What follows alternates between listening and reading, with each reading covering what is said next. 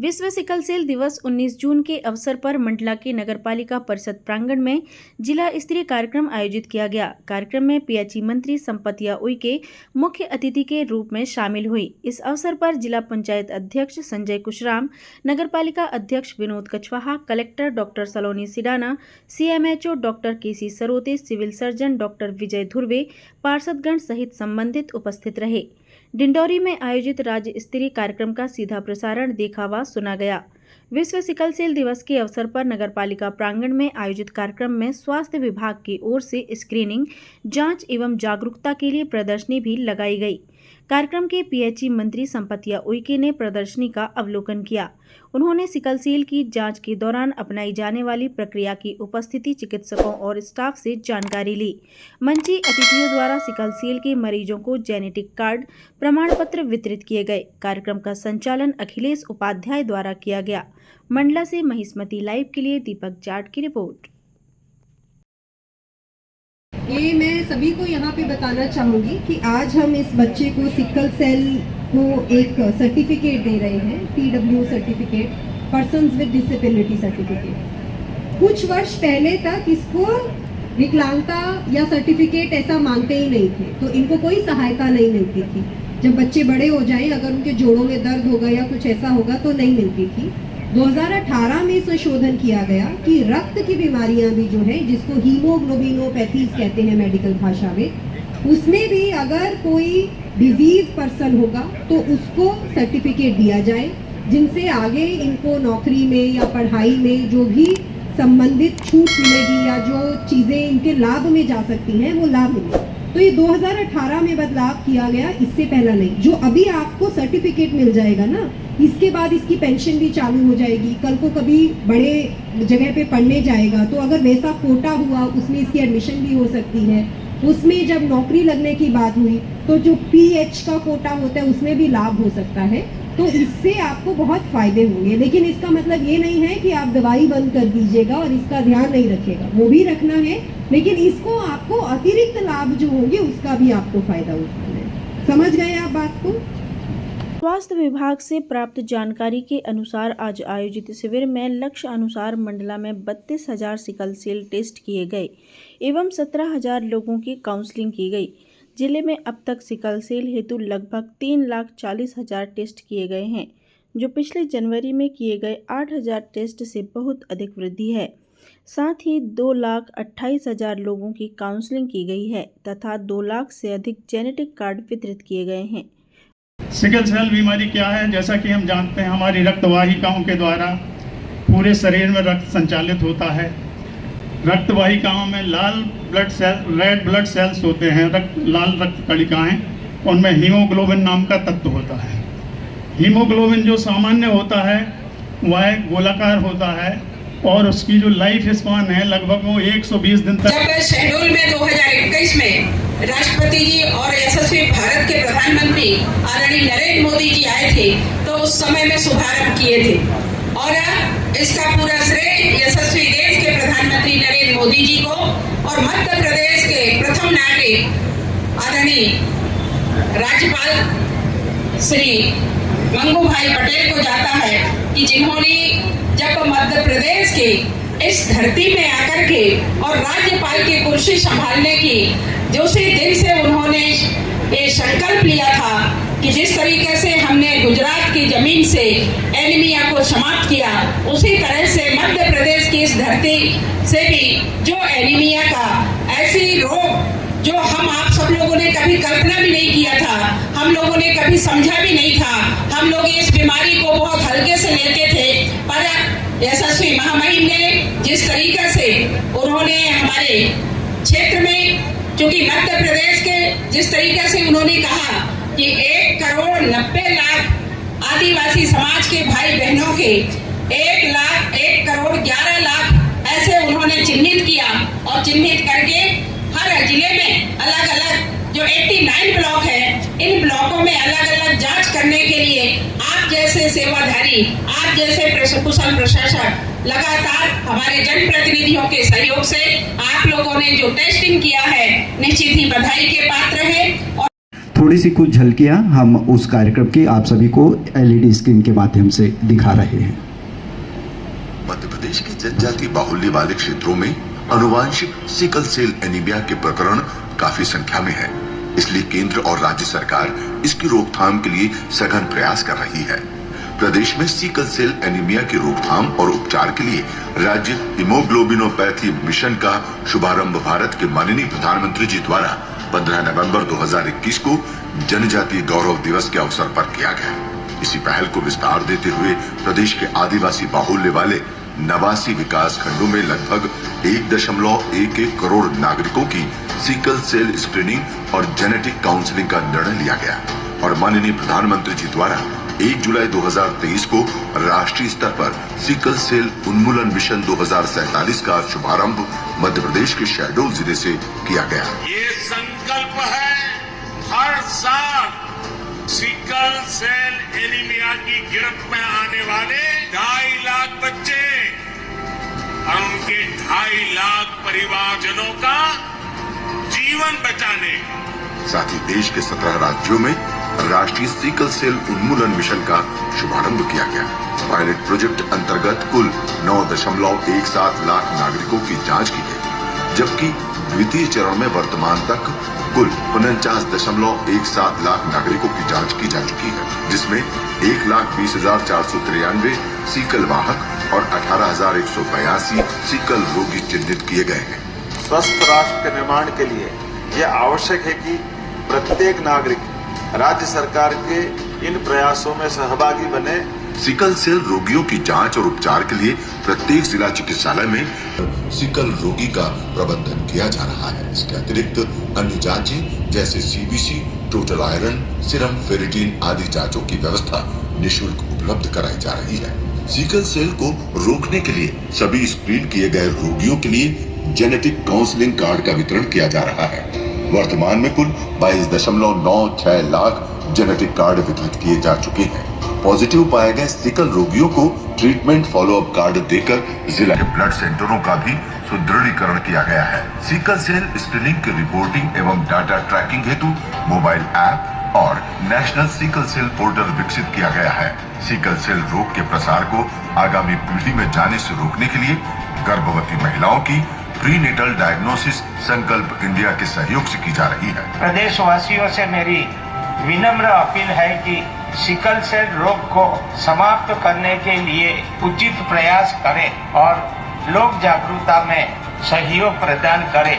मध्य प्रदेश में माननीय मुख्यमंत्री जी डॉक्टर मोहन यादव जी के कुशल नेतृत्व में दृढ़ संकल्प और ठोस रणनीतिक प्रयासों से सिकल सेल बीमारी पर प्रभावी नियंत्रण का सपना साकार हो रहा है।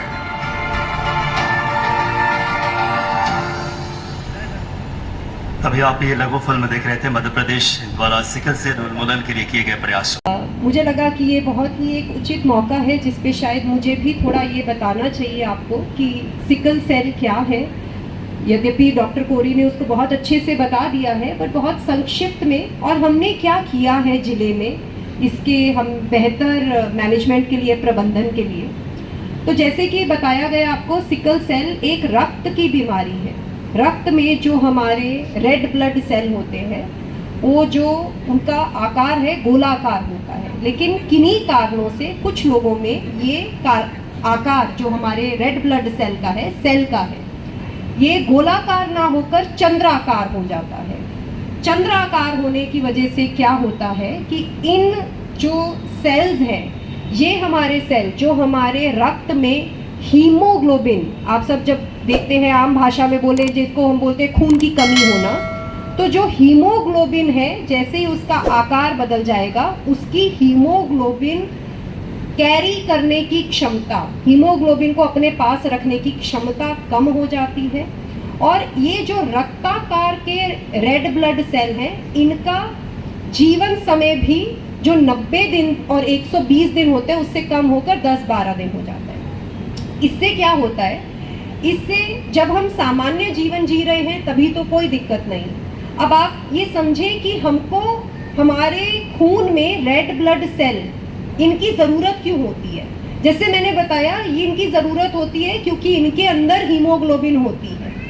अभी हीमोग्लोबिन क्या काम करती है कि जब भी हमको सांस लेने वक्त ऑक्सीजन की ज़रूरत होती है तो हमारी मांसपेशियों तक ऑक्सीजन पहुंचाना हीमोग्लोबिन का काम है। तो अब आप ये समझें कि यदि कोई एक रेड ब्लड सेल था, वो अच्छे से हीमोग्लोबिन अपने अंदर समाये था, तो जब भी हमने मान लीजिए कोई भी ऐसा काम किया जिसकी वजह से हमारे पैर की मांसपेशियों को ऑक्सीजन की ज़रूरत हुई, तो रेड ब्लड सेल ने क्या किया, तुरंत से वहां पे हीमोग्लोबिन के जरिए ऑक्सीजन पहुंचा दिया, मांसपेशियों को ऑक्सीजन मिला और उनमें कोई दर्द नहीं हुआ। अब इसकी तुलना कीजिए एक सिकल सेल मरीज में। सिकल सेल मरीज में क्या होगा, और जो यहाँ के सिकल सेल मरीज आए हैं वो मेरी बात से वाकिफ कर सकेंगे कि जब भी सिकल सेल मरीज ने मान लीजिए दौड़ लगाई, अब उसके पैरों में या कोई भी ऐसा सीढ़ी भी चढ़े, उनके पैरों में जब मांसपेशियों को ऑक्सीजन की ज़रूरत है, क्योंकि उनके रक्त में जो सेल है उनका आकार चंद्राकार है और उनमें हीमोग्लोबिन की कमी है, तो वो उतना ऑक्सीजन मांसपेशियों तक नहीं पहुंचा पाएंगे, जोड़ों तक नहीं पहुंचा पाएंगे।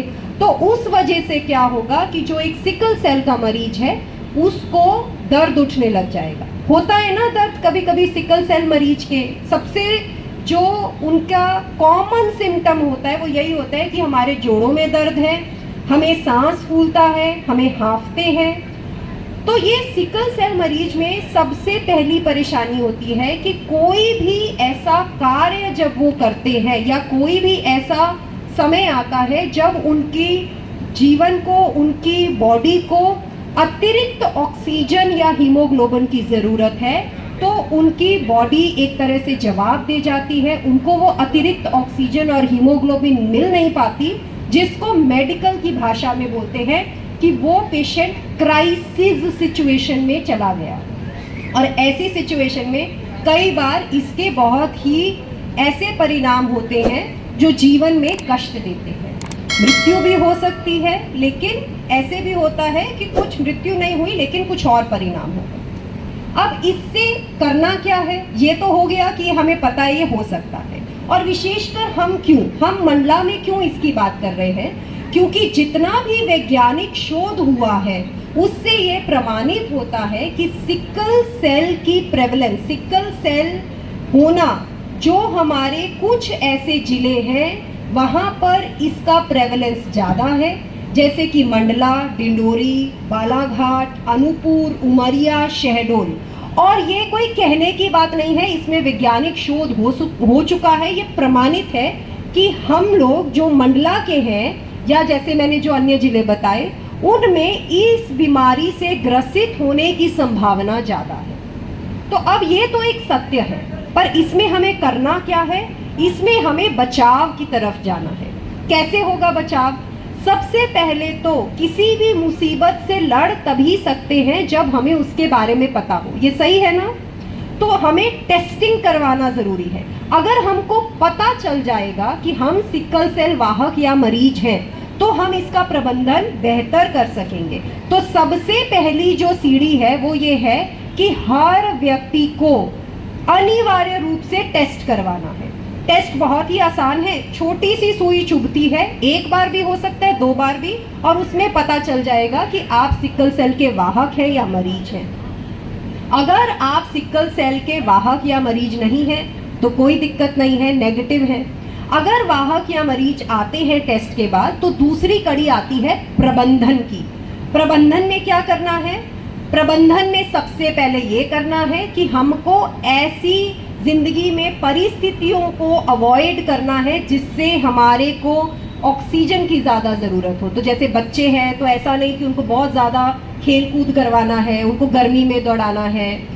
दूसरी चीज़ ये करनी है कि यदि हम वाहक हैं या मरीज हैं, तो जब शादी होने वाली है तो कुंडली से पहले ये मिला लें कि जिस व्यक्ति से शादी हो रही है, क्यों उसमें तो कोई वो वाहक या मरीज नहीं है।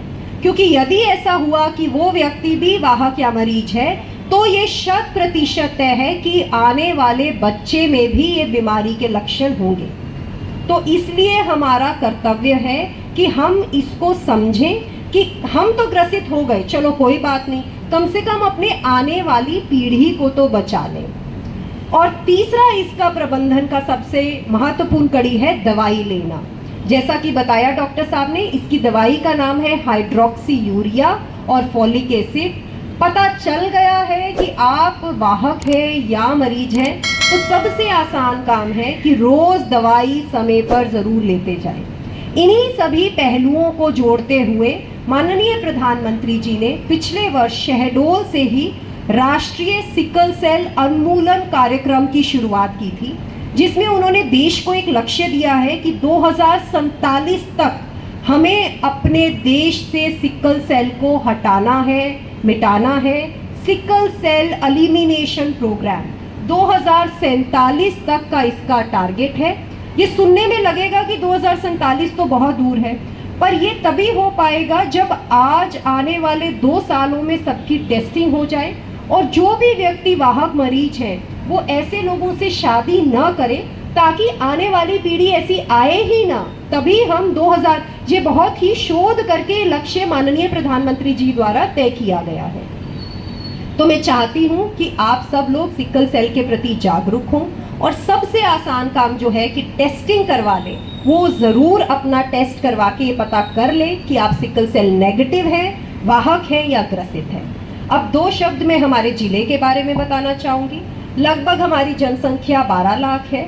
इसके अनुसार हमको 2028 तक यद्यपि पूरी जनसंख्या की टेस्टिंग करनी है, लेकिन मुझे बहुत बताते हुए खुशी है कि पिछले वर्ष अप्रैल में करीब 8,000 लोगों का ही टेस्ट हुआ था और इस वर्ष अभी हम जून में 3,40,000 लोगों का टेस्ट कर चुके हैं। और इसका पूरा श्रेय जो है वो हमारे स्वास्थ्य और चिकित्सा की टीम, हमारे जितने CHO, ANM, साइंस हाउस के लोग हैं जो टेस्टिंग कर रहे हैं, उनको जाता है। मैं चाहूँगी एक बार उनके लिए तालियां सब लोग बजा दें। 1 वर्ष में 3 लाख से ऊपर टेस्ट करना, ये सब आपकी मेहनत है, पर अभी हमारी मंजिल बहुत दूर है, हमें इसमें जारी रखना है काम। ये जो 3,40,000 लोग टेस्ट किए गए, इनमें से करीब 15,000 लोग वाहक आए हैं और करीब 1,700 लोग जो है बीमारी से ग्रसित पाए गए हैं। इन सभी 15,000 और 1,600 की काउंसलिंग, जो मैंने अभी बताया वही चीज़, इनकी काउंसलिंग की जा रही है। मुझे ये भी बताते हुए खुशी है क्योंकि काउंसलिंग में हमारे साथ बहुत समाज सेवी भी जुड़े हैं और काउंसलिंग की पद्धति सिर्फ चिकित्सा और स्वास्थ्य विभाग नहीं कर रहा है, इसमें हमें बहुत अच्छा सहयोग मिला हमारे जनप्रतिनिधियों का। मैडम ने इसमें बहुत लिया, हमारे जिला पंचायत अध्यक्ष, सांसद जी, हमारे कुछ जिला पंचायत सदस्य हैं।